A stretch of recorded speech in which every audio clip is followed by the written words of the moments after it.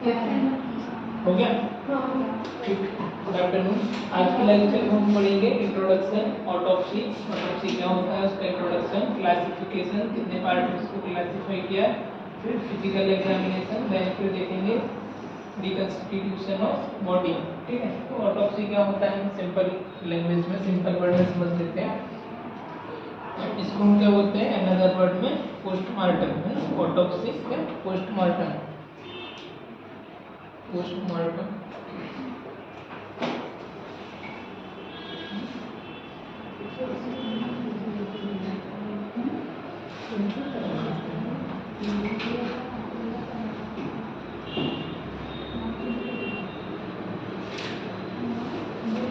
ठीक है, ऑटोप्सी या postmortem, autopsy also known as the postmortem, है ना। एग्जामिनेशन, नेक्रो, नेक्रोसी और बुक्स लेकर आए हो सब।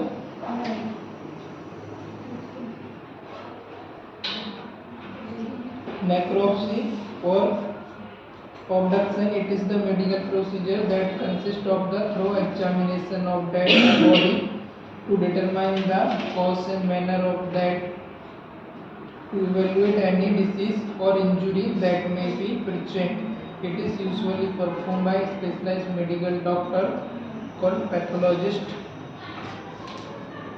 The term autopsy derives from the Greek word to see or oneself. Necropsy is from the Greek word from seeing the body.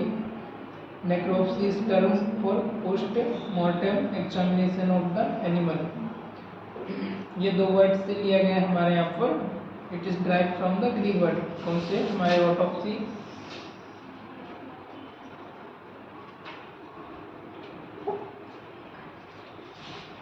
ये किससे लिया गया, ग्रीक वर्ड से लिया है।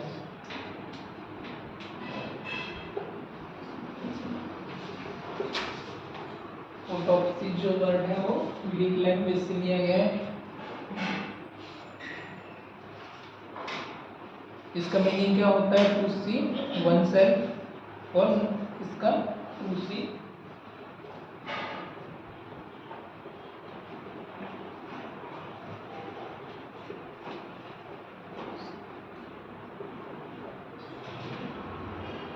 दूसरा कौन सा हमारा, नेक्रोसी,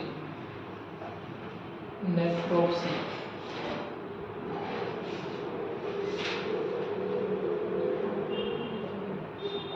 दूसरा वर्ड है नेक्रोप्सी। इसका मीनिंग क्या होता है, ये ग्रीक वर्ड से लिया गया है। इसका मीनिंग होता है seeing the dead body, dead body को देखना।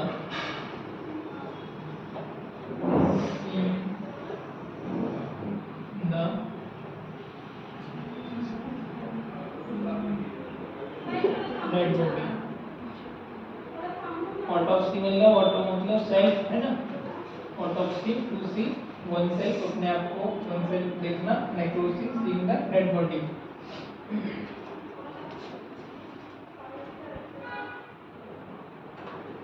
पहले जो नेक्रोप्सी वर्ड है उसका यूज किया था इन्होंने postmortem of the animal examination. Animal के ऊपर एग्जामिनेशन करते थे, पोस्टमार्टम करते थे, उसके लिए फर्स्ट नेक्रोसी वर्ड का टर्म का यूज हुआ था। क्या होता है हमारा ऑटोप्सी, इसको अनदर नेम हमने के लिया पोस्टमार्टम और necropsy is obduction. It is the medical procedure consist of thorough examination of dead body, determine body का एग्जामिनेशन करना, हमारा डेड का कॉजेस क्या है ना, क्या इसका रीजन रहा डेड का, तो उसके लिए हम, किधर ध्यान है तुम्हारा, हाँ किधर में पढ़ा रहे हो, उधर क्या देख रहे हो, दीवार को कोई इमेज देख रहे हैं क्या उसमें, फिर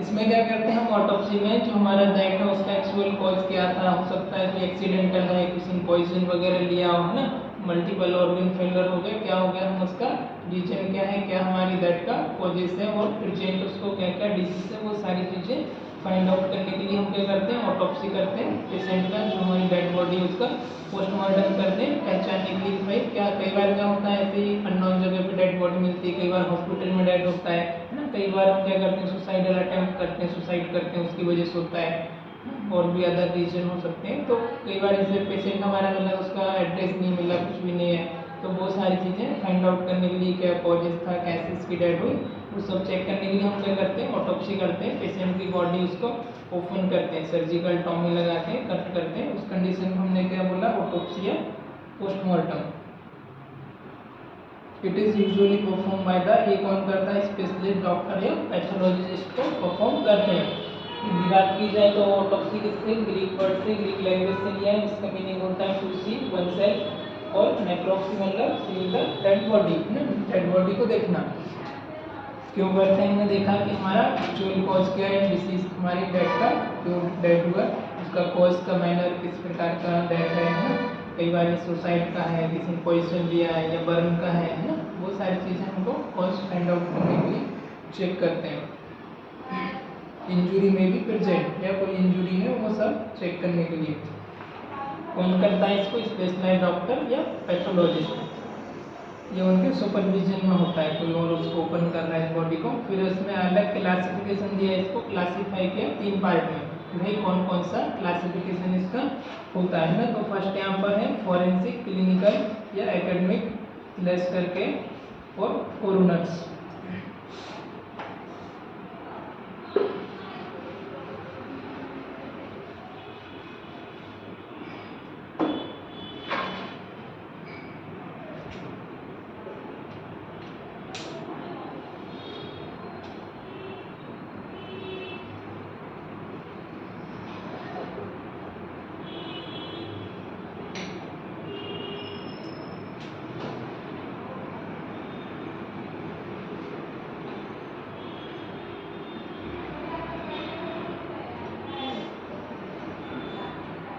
क्लिनिकल सेकेंड है, और स्लेस करके एकेडमिक।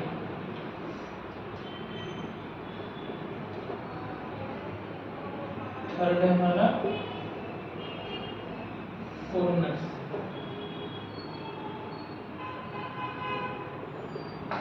तो इसके 3 पार्ट में डिवाइड किया, अभी हम फर्दर समझ लेते हैं कि ये क्या होता है। तो फर्स्ट हमारे यहाँ पर फोरेंसिक है, this is done for the medical legal purposes, no family permission is required to complete this type of autopsy. This is carried out when the cause of death may be a criminal matter such as accidental or burn।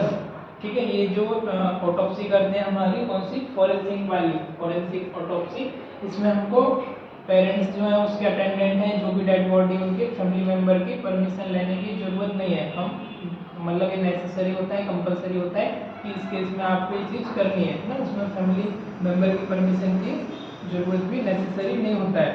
This is carry with the that of, एक इस condition हम कर सकते हैं criminal matter में, such as accidental और burn, है ना। कोई एक्सीडेंटल केस हुआ है आपका किसी अननोन बॉडी का, है ना, एक्सीडेंटल केस में, और बर्न वाले केस में। एक्सीडेंटल केस में, दूसरा बर्न। बर्न में जैसे कि कई बार क्या होता है, जैसे किसी लड़की की शादी हुई है ना, तो उसके ससुराल वाले क्या करते हैं, पेट्रोल डाल दिया, उसको जला देते हैं, है ना। तो ऐसे बर्न के ऐसे केस में भी हम क्या करते हैं, ये वाली ऑटोप्सी करते हैं कि भाई बर्न का है या और भी क्या क्या रीजन हो सकता है, और एक्सीडेंटल केस में, और अनदर बर्न भी हो सकता है, ऐसा नहीं कि भाई इलेक्ट्रिक बर्न भी होता है कई बार, है ना। तो कौन से बर्न है, वो सारी चीज़ें देखने के हिसाब से। Forensic autopsy is used to determine the cause of death that are placed for the following meaning manners। अब इसको आगे और फर्दर डिवाइड किया है कि भाई फोरेंसिक किस चीज़ का हमें डिटरमाइन करते हैं, उसका कॉजेज क्या है, और दैट का जो मैनर है वो किस प्रकार का है, कैसे हमारी डेथ हुई है। तो फर्स्ट है natural, accidental,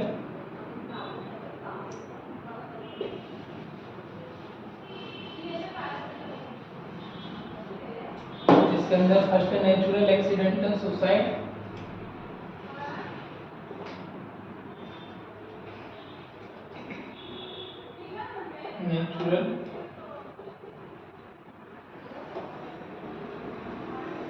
accidental, suicide, fourth क्या है, होमिसाइड और अनडिटरमाइंड।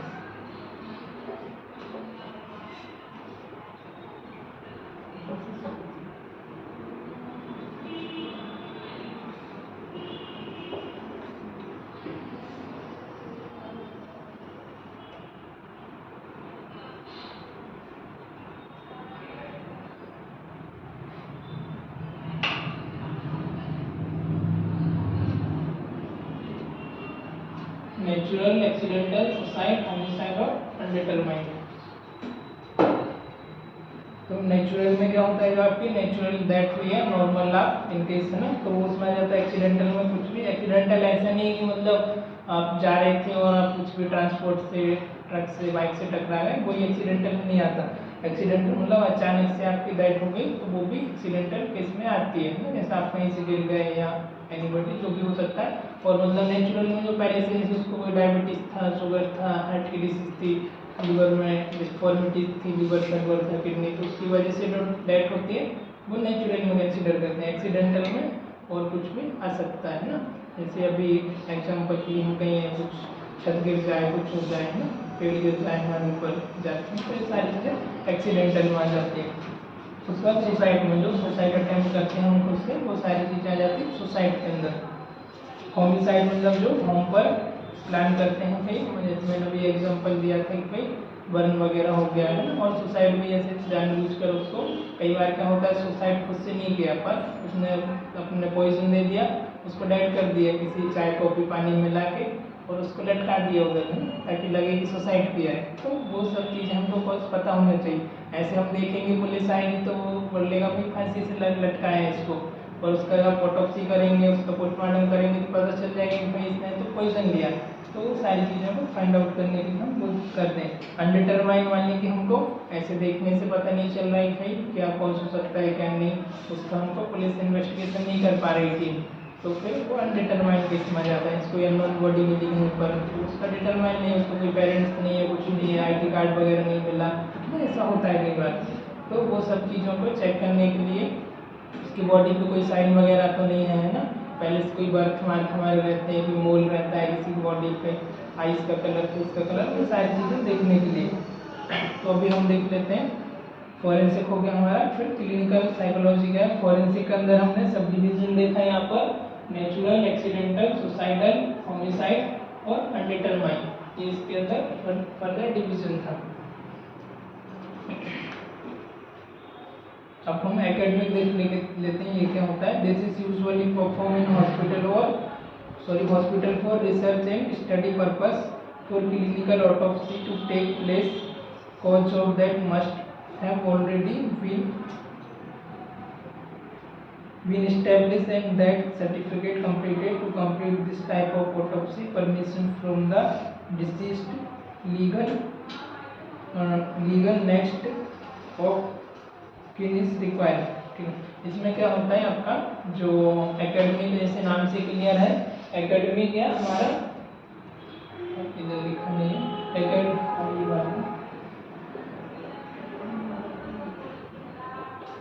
एकेडमिक और मेडिकल, एकेडमिक और मेडिकल पर्पस से, जैसे कि जो हमारे मेडिकल स्टूडेंट है ना, और रिसर्चर स्टूडेंट्स वगैरह हैं, उन सब के नॉलेज के लिए हम मेडिकल में MBBS स्टूडेंट्स हो गए, उनके लिए रिसर्च के लिए हम इस चीज़ को फॉलो करते हैं। इसमें हमको पहले से ही पता होता है कि भाई डेट ऑफ कॉज क्या है, और जो पर्सन की हम जिस व्यक्ति के ऊपर कर रहे हैं उससे पहले हम साइन ले लेते हैं, उसकी परमिशन ले लेते हैं, हम आपकी बॉडी पर ये एक्सपेरिमेंट करने वाले हैं, ऑटोप्सी करने वाले हैं स्टूडेंट के लर्निंग पर्पस के लिए। मेडिकल MBBS जो स्टूडेंट होते हैं उनके लर्निंग पर्पस के लिए करते हैं, इसके लिए एकेडमिक, और इसको हमने नाम दिया है क्लिनिकल। ठीक है, क्लिनिकल और एकेडमिक पर्पस से इसमें हमको कॉज ऑलरेडी पता होता है कि सर्टिफिकेट बना के देते हैं डॉक्टर कि आपका कॉज ऑफ डेथ ये है। जैसे कि भाई कोई अभी कार्डियक अरेस्ट आया तो हम एक डेथ सर्टिफिकेट बना के देते हैं कि ड्यू टू ये सिम्टम था, इतने टाइम पर इतने बजे आपकी पेशेंट की डेथ हो गई। मल्टीपल ऑर्गन फेल्यूर है, रेस्पिरेटरी अरेस्ट में चला गया, कार्डियक अरेस्ट में चला गया, है ना, रेस्पिरेटरी एसिडोसिस में, किडनी फेलियर में, वो हम पूरा उसको प्रॉपर तरीके से मेंशन करके देते हैं। तो और फिर सब कुछ होने के बाद उनकी परमिशन लेते हैं, लीगल साइन लेते हैं। जो व्यक्ति यदि पहले उसको जो पर्सन की डेड बॉडी है उसके पहले उसको पता है कि डेड होने वाला, तो उससे भी ले सकते हैं और उनके रिलेटिव से भी हम उसमें कंसेंट साइन ले सकते हैं। उसके बाद फिर हम उसको परफॉर्म करते हैं। तो ये दोनों समझ आया होगा, है ना? आया ना, दोनों समझ आ गए। लास्ट फिर हमारा थर्ड वन है कोरोनर्स ऑटोप्सी। इसके अंदर क्या होता है वो देख लेते हैं।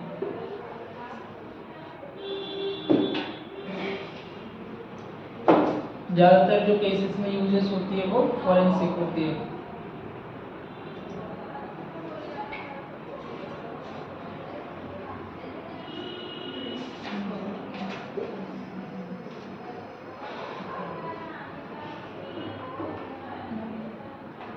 This type of autopsy involve cases where the medical cause shows that readily available cause, manner, and mechanism of that are in question. Eventually, the prospectors will identify whether the case deserves comprehensive forensic autopsy or a routine postmortem.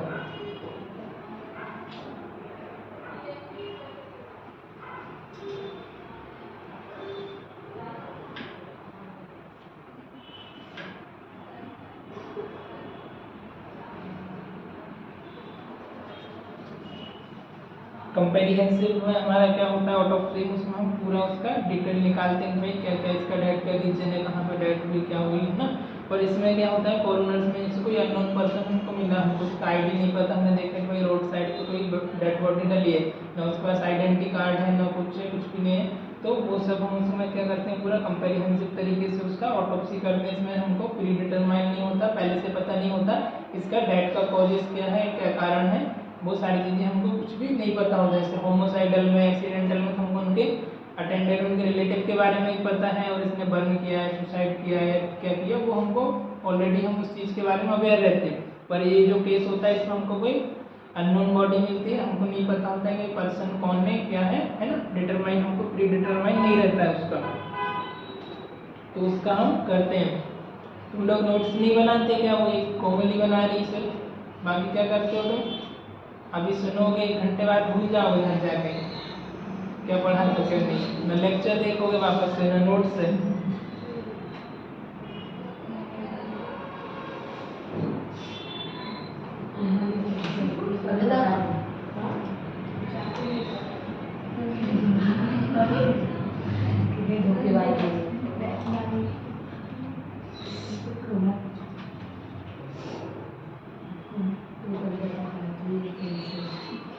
In some jurisdictions, the undetermined category may include that an absenteeism, such as death at sea and missing person declared, and that the court of law in others such as that are classified under other.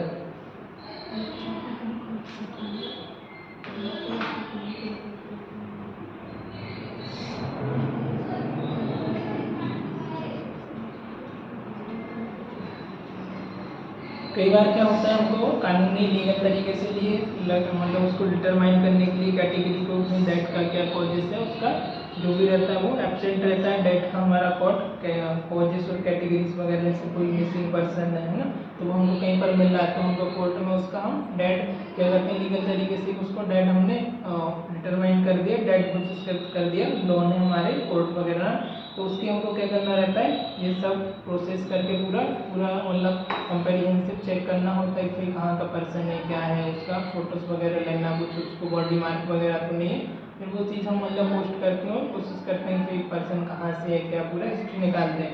तो ये इसके अंदर आ जाता है coroners के अंदर पूरा कंपेरिहेंसिव इसमें प्रोसेस होती है उसका।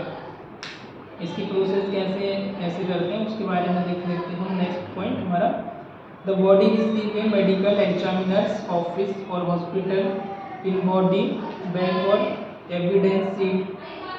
A brand new body bag is used for the each body to ensure that only evidence from that body contained within the bag evidence seat are alternate way to transport the body, and evidence seat is try seat in which the body is cover, है ना। अब इसका process क्या क्या है हमारा postmortem का, उसके बारे में हम पोस्टमार्टम के प्रोसेस के बारे में समझेंगे।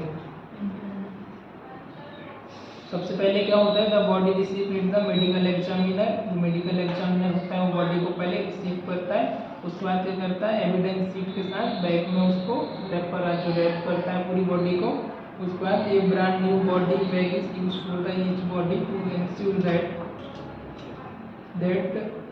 Only evidence from the body is content within the bag. मतलब उसको बैग में रखता है, इसके लिए अलग अलग बैग का पार्टिकुलर यूज़ करते हैं। एविडेंस के साथ उसमें क्या सर्टिफिकेट जो रहता है उसका आइडेंटिटी वगैरह वो सब देते हैं। Evidence sheet is an alternative way to transport the body and evidence sheet is stride sheet in which the body is cover. Evidence sheet को होते हैं, स्ट्राइड सीट होती है जिसमें बॉडी को कवर करते हैं, और जो भी उसका पेशेंट का डिटेल्स वगैरह रहता है वो सब इसके साथ हम भेज देते हैं। एक पूरा एग्जामिनेशन करते हैं, उसका पूरा फॉर्मेट रहता है कि भाई बॉडी का इसका कैसा है, इसका आइस कलर वगैरह कैसा था, किस कलर क्या था, बॉडी के ऊपर कोई मार्क तो नहीं है, जैसे मोल तिल वगैरह रहता है वो सारी चीज़ें, या कोई बर्थ मार्क वगैरह तो नहीं है ना। बचपन में बर्थ मार्क वगैरह लगते हैं तो वो सारी चीज़ें तो नहीं है। जैसे कोई हमारा फेस वगैरह बर्न हो गया या कट गया तो बर्थ मार्क से भी कई बार बॉडी को पहचान लेते। तो पहले क्या होता था, गांव में बर्थ मार्क वगैरह लगा दिया करते थे बॉडी के ऊपर,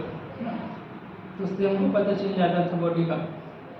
फिर दूसरा था हमारा फिजिकल एग्जामिनेशन इन्वॉल्व 2 पार्ट। अब हमने फिजिकल एग्जामिनेशन जो करते हैं उसको 2 पार्ट में कवर किया है। एक तो हमारा एक्सटर्नल, दूसरा इंटरनल। एक्सटर्नल मतलब आपको जो नॉर्मल आइज से जो आप अपेयर कर रहे हैं बॉडी में, बॉडी का कैसा शेप, कलर क्या है ना, आइज कलर क्या है, हैंड का, नोज का, टंग का, जो भी है पूरा हेयर का, वो सारी चीज़ें किसमें करते हैं कि बॉडी में कोई मार्क तो नहीं है, मोल्स वगैरह तो नहीं है, उस सब आ जाता है हमारा एक्सटर्नल में। और इंटरनल में आप बॉडी को ओपन करके देखते हैं ऑर्गन लेवल पर क्या क्या उसमें चीज़ें हैं, वो आ जाता है हमारे इंटरनल एग्जामिनेशन में। तो फर्स्ट हम यहाँ पर समझेंगे हमारा एक्सटर्नल, फिर हम दूसरा समझेंगे इंटरनल में। इतना क्लियर हुआ?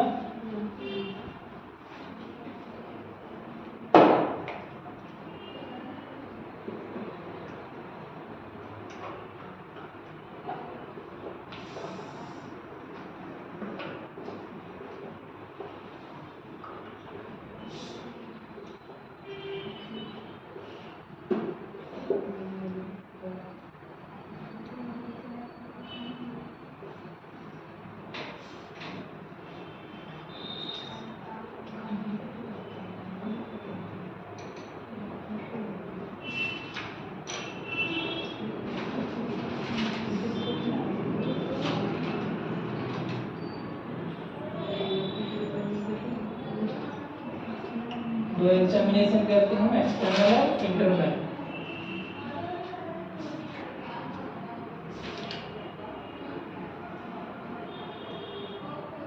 After the body is received, it is first photographed. The examiner then note the kind of cloth and their position on the body before they are removed. पहले क्या करते हैं, जैसे बॉडी आती है एग्जामिनर के पास, वो क्या करते हैं बॉडी का एक फोटोग्राफ लेते हैं, फोटो क्लिक करते हैं। फोटो क्लिक करने के बाद फिर क्या करते हैं, एग्जामिनर देन नोट्स करते हैं भाई किस तरीके के उसके कपड़े पहने थे, है ना, पैंट शर्ट था या जो भी था, अदर जो भी कपड़े पहन के उनका कलर वगैरह कैसा था, टी शर्ट पहन के रखा था, लोअर था, वो सारी चीज़ें करते हैं। बॉडी का पोजीशन क्या था, किस पोजीशन में थी, सुपाइन में रखा कैसे में, वो सारी चीज़ें एनालाइज करते हैं। उसके बाद the body before they are move करने से पहले, वह टेबल पर ले जाने से पहले क्या करते हैं, फोटो क्लिक करते हैं, उसके कपड़े वगैरह कौन से पहने, कौन से कलर का है, क्या कपड़े पहने, वो एनालाइज करते हैं, क्योंकि वो उसको फॉर्मेट में उनको मेंशन करना होता है। और जो फोटो क्लिक करते हैं वो भी जो उनके पर्सन रहते हैं ना, जो डेड बॉडी को उनको देते हैं बना करके, उसमें भी फोटो उनको क्लिक करके अपलोड करना होता है। तो वो सारी चीज़ें चेक करने के लिए हम पहले फर्स्ट स्टेज में ये करते हैं। फिर नेक्स्ट में आता है हमारा any evidence such as residue, flag और पेंट। जैसे कि क्या क्या है रेसिड्यू, फ्लैग, पेंट और other material is collected from the external surface. इससे उसका जो भी पेंट शर्ट कपड़े वगैरह जो भी चीज़ें पहने, अदर मटेरियल जिनमें जो भी था वो सारी चीज़ें क्या करते हैं, कलेक्ट करते हैं। External surface of the body, external surface body का जो भी हाथ में पैर में कुछ भी पहना हुआ है बॉडी कपड़े, वो सब चीज़ें कलेक्ट कर लेते हैं। फिर अल्ट्रावायलेट लाइट में also be use to search body surface for any evidence not easily visible to the naked आई।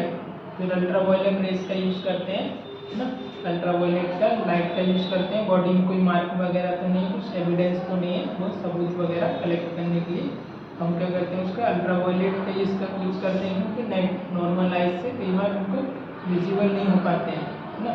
तो sample of hair nails, sample लेते हैं इसका हेयर का, नेल्स का टेकन, एंड द बॉडी में ऑल्सो रेडियोग्राफिकली इमेज, रेडियोग्राफिकली उसका पूरा image करते हैं, स्कैन करते हैं हमारी बॉडी को। और हेयर का, नेल्स का हमको सैंपल लेना होता है, नेल्स का उसका कैसा कलर है ना, वो पूरा सैंपल लेते हैं हेयर का, किस तरीके के हैं, जिससे कि कई बार उसमें देखा होगा इन्वेस्टिगेट करते हैं तो वो हेयर से भी पता कर लेते हैं भाई ये किसके हेयर है। तो ये जैसे कोई किसी ने कुछ चोरी किया है तो सीबीआई टीम वाले आते हैं, हेयर से भी पता कर लेते हैं कि भाई किस पर्सन के हेयर है, डीएनए वगैरह टेस्ट करके, है ना। तो वो चीज़ें भी हम यहाँ पर कलेक्ट करते हैं कि इसमें पूरा होता है। लोग ये क्यों सो रही है, क्या हुआ? देख रही हूँ आप पढ़ा रहे हो तो मैं इधर पढ़ा रहा हूँ कि उधर? तुम साइड डाउन करके सो रहे हो। सोने में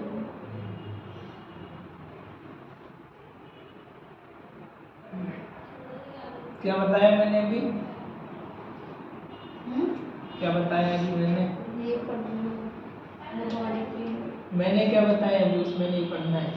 इसके पहले क्या बोला मैंने अभी आपको, क्या समझा रहा था?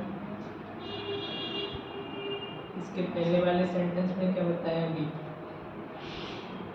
बोलो।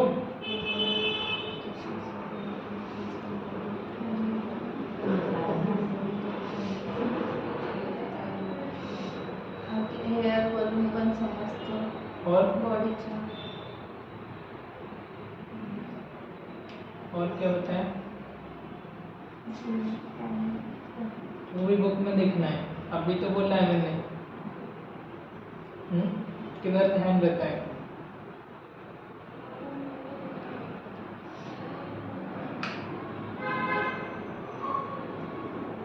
ना बुक से पढ़ना, ना टीचर से पढ़ना, ना वीडियो से देखना, तो कैसे काम चलेगा? बुक से ही पढ़ना होता है तो खुद से पढ़ लेते क्या? वो भी नहीं पढ़ते हो। वो कब का मिला है अभी तक? देखा भी नहीं होगा पलट के कौन कौन सा चैप्टर है, कौन कौन सा टॉपिक है पूरी बुक के अंदर, है ना। देखा क्या कंचा? किसी ने नहीं देखा होगा, पता है मुझे कितने चैप्टर है, कौन से चैप्टर के अंदर क्या है, क्या सब डिवीजन है, किसी को नहीं पता होगा, पूछेगा तभी। ये भी नहीं पता होगा टोटल कितना यूनिट है, कितना चैप्टर है।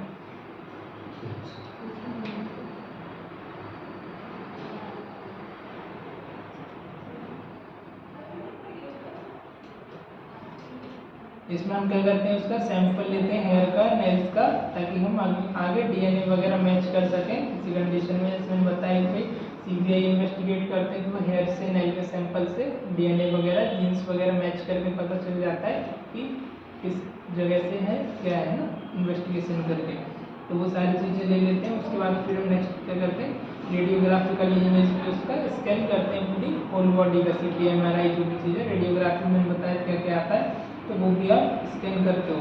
उसके बाद फिर आता है once the external evidence is collected, external evidence आप कलेक्ट कर लेते हो, फिर आगे क्या करना है, the body is remove from the bag, the body is remove from the bag undressed and any wound present are examined. कोई भी उसको जो हमने बैग में पैक किया वो सारा हम उसको रिमूव कर लेते हैं, अनड्रेस कर देते हैं, बॉडी पे जो भी ड्रेस है सब निकाल देते हैं, और कुछ वुंड वगैरह प्रेजेंट तो नहीं है, स्टिचिंग भाई उसको मारा पीटा तो नहीं है ना, तो उससे हम एनालाइज कर लेते हैं भाई किस तरीके का उस पर वुंड है ना, किसी ने यदि चाकू से या कुछ से मारा होगा या बंदूक से, वो चीज़ें एग्जाम में हम वुंड को असेस करके पता चल जाता है कि भाई किस तरीके का वुंड है ना। किसी ने चाकू से या शार्प कंटेनर से उस चीज़ को किया होगा तो वो पेनिट्रेट करके अलग तरीके का होगा, यदि किसी को पत्थर से या चोट लगी होगी, सर में एक्सीडेंटल होगा तो वो अलग होगा, तो उसमें पता चल जाता है। किसी ने यदि उसको हथौड़े से, डंडे से मारा है तो वो अलग होगा। तो पूरे इन्वेस्टिगेट करना होता है कि भाई किस तरीके का मार्क है, क्या है, वो सारी चीज़ें।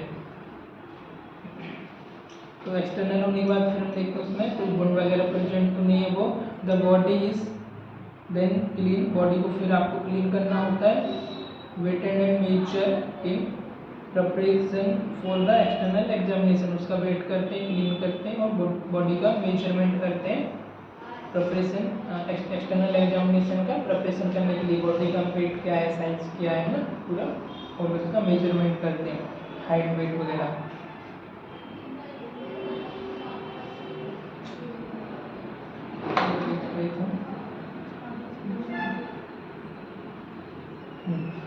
The scale used to weight the body is often designed accommodate the port the body is transport on its weight.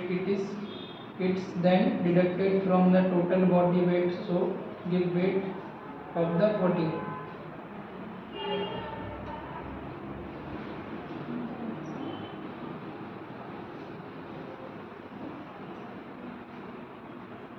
एक हमारा वो स्पाइन ऐसे कार्ड होता है, इसको हम ट्रांसफ़र करते हैं हमारी बॉडी को, जिस जगह हमको पोस्टमार्टम करना होता है उसका टेबल होता है उस पर ले जाने के लिए। तो उसके पहले हम क्या करते हैं, उसका वेट वगैरह और वो सारी चीज़ें उसको हम मेजर कर लेते हैं। उसके बाद जो एकोमोडेट द कार्ड, बॉडी को हम एक ट्रांसपोर्ट करने का जो कार्ड होता है उस पर लेते हैं और उसको क्या करते हैं, टोटल डिडक्ट कर देते हैं। जैसे हम जाते हैं, जैसे दुकान पे जाते हैं ना, तो कुछ चीज़ वो क्या रहता है, ऊपर से एक बर्तन टाइप का रहता है जिसमें हम कुछ भी वेट करते हैं, तो उसका हम माइनस कर देते हैं। ऐसे एक कार्ड के ऊपर हम बॉडी को लेते हैं और जितना उसका वेट है उतना माइनस कर देते हैं, तो फिर जितना बॉडी का वेट है उतना बचता है, फिर हम उसको मेजर कर लेते हैं इस तरीके से। If not already within the autopsy room, the body is transferred to the table of autopsy room. A general description of the body such as race, sex, age, hair color and length, eye color and distinguishing features, birthmark, cold scar, tissue, moles, ये सारी चीज़ें हम उसमें क्या करते हैं, जैसे हम ऑटोप्सी रूम में बॉडी को लेते हैं, उसके बाद हम उसमें क्या चेक करना होता है हमको, बॉडी को ट्रांसपोर्ट करने के बाद general description of the body such as race, उसका कौन से रेस से है ना, वो सारी चीज़ें। रेस मतलब जैसे कि कोई अलग अलग कंट्री से, कोई जैसे मणिपुर का है, कोई नाइजीरिया में भी कहाँ का है ना, कोई जैसे अपना एग्जाम्पल थाईलैंड का है, तो अलग अलग अपनी रेस के हिसाब से अलग अलग बॉडी का देखने से पता चल जाता है ना हम क्या ये पर्सन के साइड से करते हैं ना। वो जैसे कोई चाइना से रहता है तो उनकी आँख थोड़ी थोड़ी छोटी छोटी रहती है, कम ओपन रहती है, तो वैसे एनालाइज कर सकते हैं उसका कौन सा जेंडर है, सेक्स क्या है, एज क्या है, उसका हेयर कलर कैसे है ना, ब्राउन है, वाइट है, रेड, जो भी वो सारी चीज़ें, लेंथ क्या है उनकी, नॉर्मल आइज़ का कलर कैसा है, आई का भी हमारा कलर होता है, कल परसों को बताया था, तो वो सारी चीज़ें देखना होता है।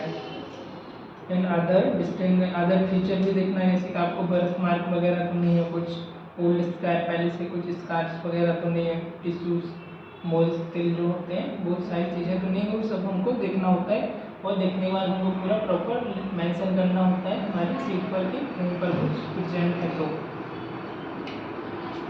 इस the made a hand voice recorder और a standard examination from the normal use to record this information.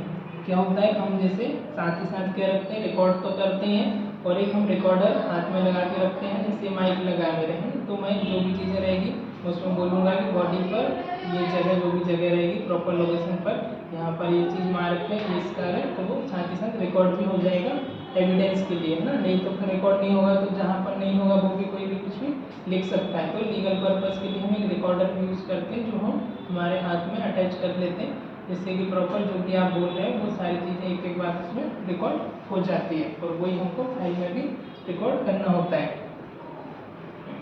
इतना समझ आया। अब इसके अंदर हम देखेंगे इंटरनल एग्जामिनेशन। ये तो हो गया हमारा पूरी होल बॉडी का एक्सटर्नल एग्जामिनेशन, जो हम बॉडी का ऊपर से एग्जामिनेशन कर रहे हैं, वो फिर आ जाता है हमारा दूसरा इंटरनल एग्जामिनेशन। ज्योति क्या कर रहे हो, मोबाइल चला रहे हो। इंटरनल एग्जामिनेशन में है, if not already a place a plastic और rubber brick called a body block, it is place under the back of the body causing the arm, neck and fall backward, wrist stretching and pushing the chest upward to make easier to cut open.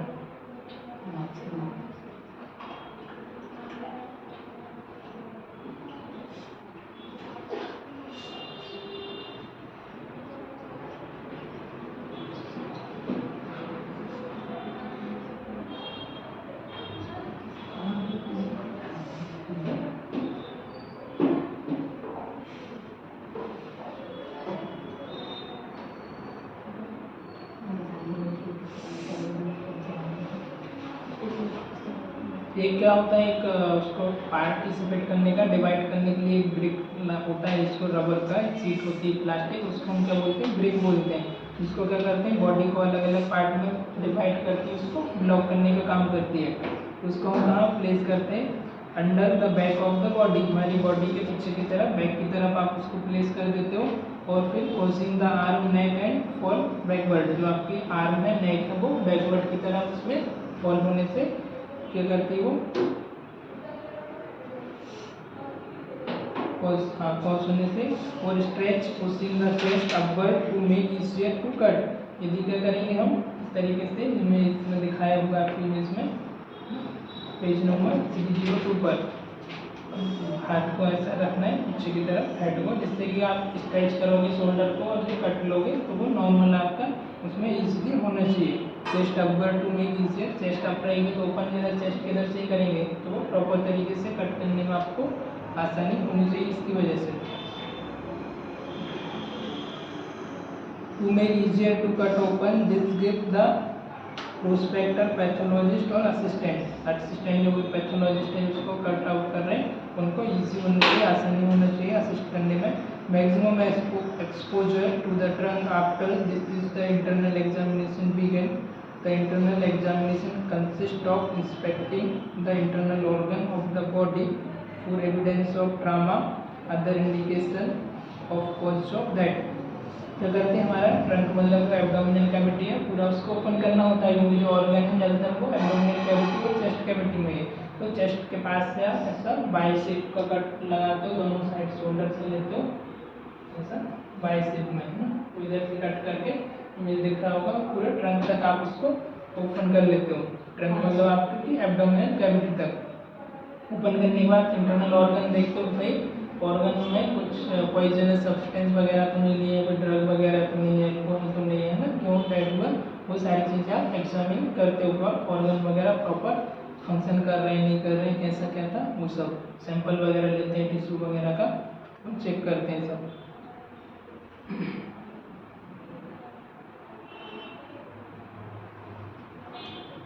For the internal examination there are number of different approaches available, अलग अलग approach है वो बताया यहाँ पर कैसे open करना है।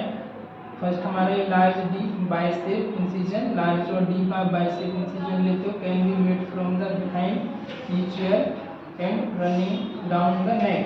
ईच ईयर से ओपन करते हो, यदि आपको फेस का भी चेकअप करना है तो ईच ईयर की तरफ से बाय कट लोगे ऐसा ऐसा, और उसको ओपन करोगे आपकी ब्रेस्ट बोन जो स्टर्नम बोन है यहाँ तक, उसको दोनों को कॉर्नर को लाके मिलाओगे, ऊपर की तरफ से कर रहे हो तो। उसके बाद फिर आ जाता है हमारा down side of the neck. This is the approach most often use in the forensic autopsy, जो ज़्यादातर इसमें यूज़ करते हैं हम फॉरेंसिक ऑटोप्सी में ज़्यादातर यूज होती है। So as the follow maximum exposure of neck structure for later detail examination, जब हमको डिटेल एग्जामिनेशन करना होता है टोटल, तब हम नेक का और हेड तक का भी पूरा ओपन करते हैं ना, फॉरेंसिक में ज़्यादा यूज होती है, नहीं तो फिर इसमें इमेज में दिखाया इतने छोटे ही ओपन करके देखते हैं। तो कंडीशन देखना होता है कि केस कौन सा है हमारा, उसके हिसाब से हम उसका पूरा डिटेल एग्जामिनेशन करते हैं।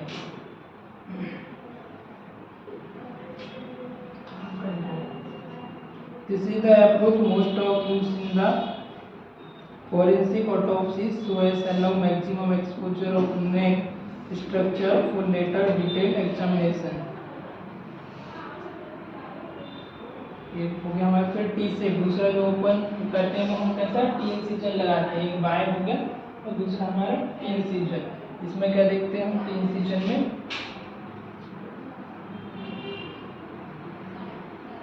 T-shape incision made for the tip of both shoulder in horizontal line across the region of the collarbone to meet at sternum breastbone. In the middle, this initial cut is used more often to produce an aesthetic finish in the body.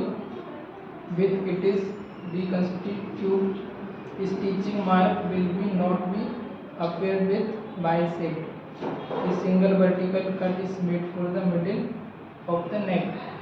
Bicep में क्या करते हैं, दोनों shoulder से ये image में दिखता है इस तरीके का जो करते हैं वो बाइसेप ये टी शेप वाले उसमें करते हैं, ऊपर दोनों इधर से कट करते हैं, बीच में से सीधा लाइन लगाते हैं। आप इसमें यदि वो करोगे सूचर लगाओगे तो वो टी शेप में आ जाएगा, इधर से आ जाएगा नॉर्मल आपको ये एब्डोमेन के यहाँ तक नीचे तक कट आ जाएगा। तो जो मार्क उसका फिर उसको स्टिच लगा के क्लोज कर देते हैं पूरा। तो ये लगभग इतना था हमारा ऑटोप्सी के बारे में, ऑटोप्सी कैसे करते हैं।